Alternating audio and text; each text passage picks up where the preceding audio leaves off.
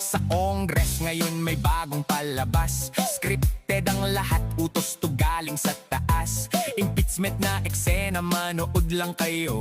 Habang naghihirap, kumakalam ang tiyan nyo. Di na pwedeng i-cancel, bayad na ng producer. Kaya todo sunod sa script ang mga karakter. Kahit nasa krisis, kailangan tuloy ang premiere. Kasi pag hindi, malapit na ang game over. Umupo si Aling Jinky dahil kay Speaker Luis Tro. Pinuno sa komitiba ng inhustisya sa Kongreso. Nakaraang taon impeachment di sila nagtagumpay. Kasi dinala sa Korte Suprema, doon sumablay. Makalipas ang taon, kanilang inulit. Pagpapatalsik kay VP pilit na iginiit. Impeachment malamini, trial nilang gagawin. First time itong mangyari sa bansa natin. Nang tanungin kung may konkretong ebidensya, sabi ni Manong Saridon ay parang kasi wala pa. Kukuha pa sila ng pain at kawit ng isda. Sa bank fishing expedition pa sila kukuha.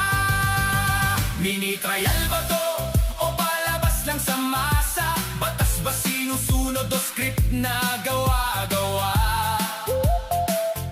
Senado ang trial, Congress mini trial eksena. Probable cause ang hanap, hindi hiyaan na drama.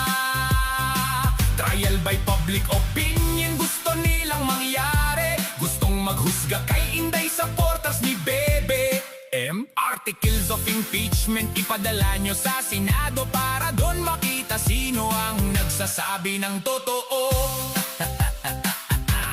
Ang nakakatawa, itong ating bidang mga buwaya. Hawak nilang witness, konbiktadong kidnapper pala. Isang kriminal na minsang naghasik ng krimen. Tapos sa kasinungalingan tayo papaniwalain. Mini trial, ngayon lang lumabas at narinig. Mga abogado nag-review kasi bago sa pandinig. Baka nakaligtaan nilang basahin sa saligang batas. Wala sa konstitusyon, parte lang pala ng palabas. Alam na mga buwaya na di ito uusat sa Senado. Kaya gusto nila ng bardagulan sa Kongreso. Basang-basa ni Inday ang script ng drama. Dilalapag ang agila sa entabladong gawa ng buwaya.